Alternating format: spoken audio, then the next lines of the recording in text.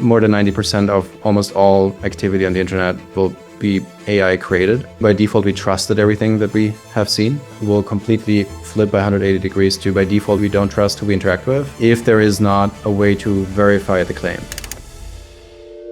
Maybe you should kick us off with kind of like an overview of where the company is, where you started. I know there was an international component. Now you're in the US. 5.5 years ago, Sam Altman from OpenAI and actually had part of the initial idea of this.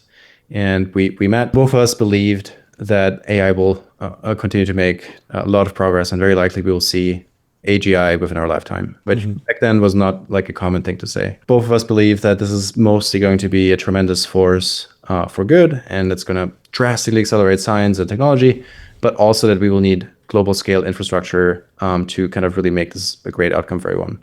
And so we started a company together called Tools for Humanity that really had that as a mission. Coming together of the company, there were two main ideas. One was around the fact that as AI continues to make progress, we will need some form of proof of human that is at internet scale. Now we have AI systems that we can talk to, and we cannot tell anymore just by talking to them that in fact is an AI, but also that we are now about to enter, of course, like strong agentic AI systems, real-time video generation, all these kinds of things.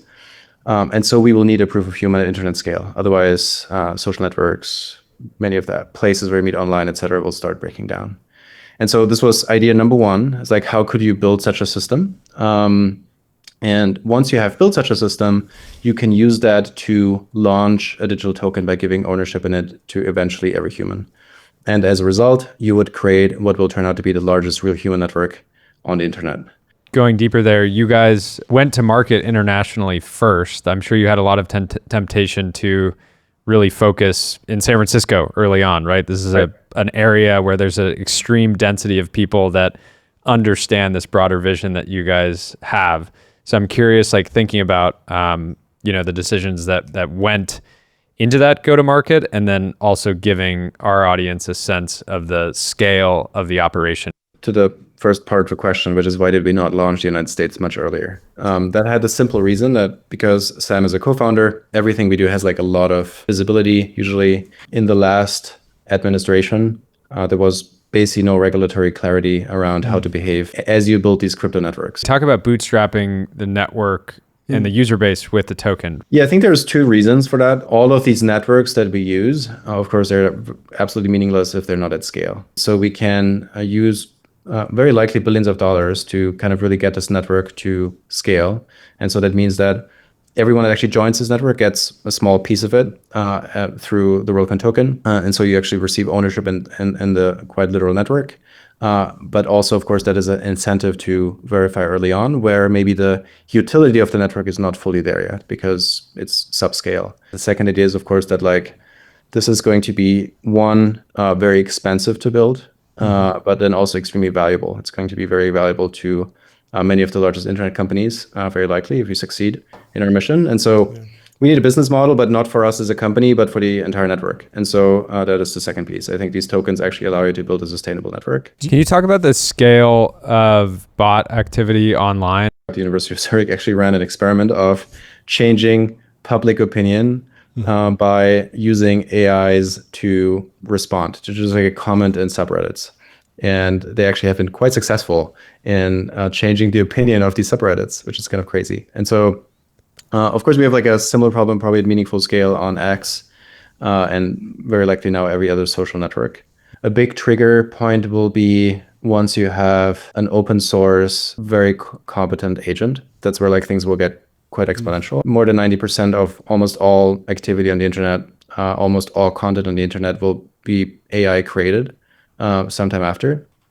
So that will lead to the fact that I think by default, we trusted everything that we have seen and we assumed that it's like authentic.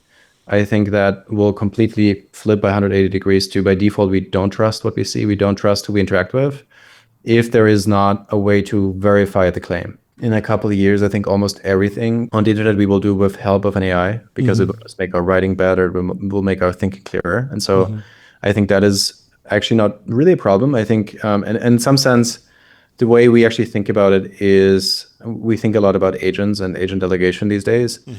And for example, I think one thing how this will be very useful is you will need to understand that behind an agent, or that an agent actually acts on behalf of a human. Is there a situation where authentication via BCI is as effective, more effective? Personally, I'm very interested in BCIs, but I think this is very much on a different timeline. We will figure it out once it gets there, I would say. I'm super interested in understanding how the decisions that you're making allow us to read into your AGI timeline, Sam's AGI timelines, and what the future will look like. Can you tell me about like how your far future vision for superintelligence plays out a little bit? I think eventually we'll have AI that creates nanobots that will be able to reassemble matter, etc. I think that is very likely to happen. But I think as a society, I think there's going to be a lot of other things that will happen before we get there. I think I'm way more optimistic than kind of most people, or like many people are in the tech world. I think like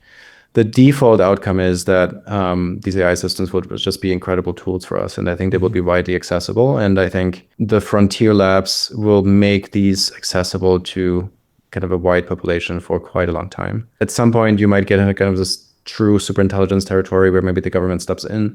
I could definitely see that happen. And then it becomes like a geopolitical situation, which is going to become like very hard to predict. But I think until then, I think these AI systems will be relatively widely available and open source will not lag too much behind. It seems like most of your model is like general optimism about how AGI and AI progresses, but there are problems that will need to be solved in the interim. Are there other problems that you're thinking about that maybe you're not working, but other founders or other entrepreneurs or other companies might be thinking about? So first of all, maybe the framing about world, I think you can definitely do that.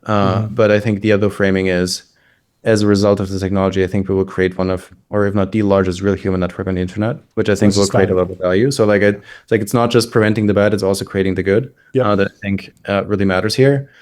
The world is undoubtedly controversial, right? You have people that are super excited about the potential of the technology and understand the importance. And then there's maybe people that are excited and understand the importance, but they're still wary.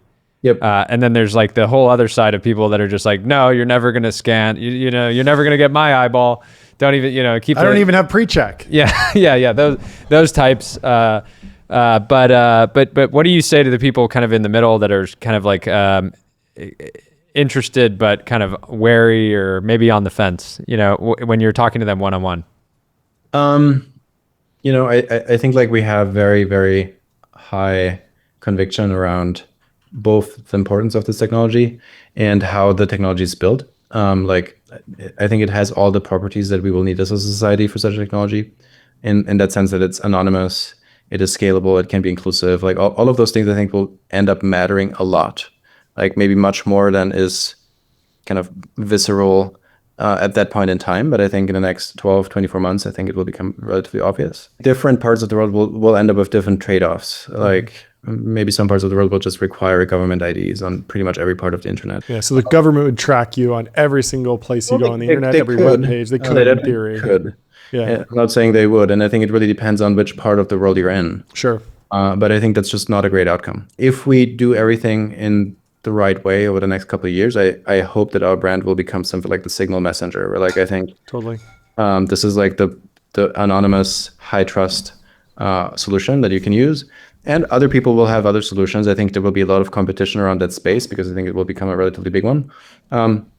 So yeah, if others will want to use other options, that is totally great. I think we will win by building the best product and reaching the most scale. When you talk about these timelines around 12 months, 24 months, you guys are really racing against the clock, from what it sounds like, for a world in which we have these sort of agentic reasoning systems that will really make the internet a much more wild place. We're definitely in a race against time. CEOs of many of the very large companies that you know, there's like a lot of pull for the product to be available. We just really need to get there. We need to roll this out faster. I think there's like a extreme level of urgency for one, but then the other side is it's hard to describe how crazy it feels to be even here. So very, very long to go and fast to scale. But on the other hand, it feels pretty wild to just be here right now. Yeah, I mean, I'm interested to see the business model, the pricing model. Are the big platforms going to be paying in Worldcoin? Are they going to be holding? Are we going to have a national reserve of this stuff? I don't know. We'll have to try. We'll have to have you back on when there's a big announcement. Looking forward to that. Thanks for having me. Yeah, Cheers. fantastic. Thanks, We'll talk Alex. to you soon.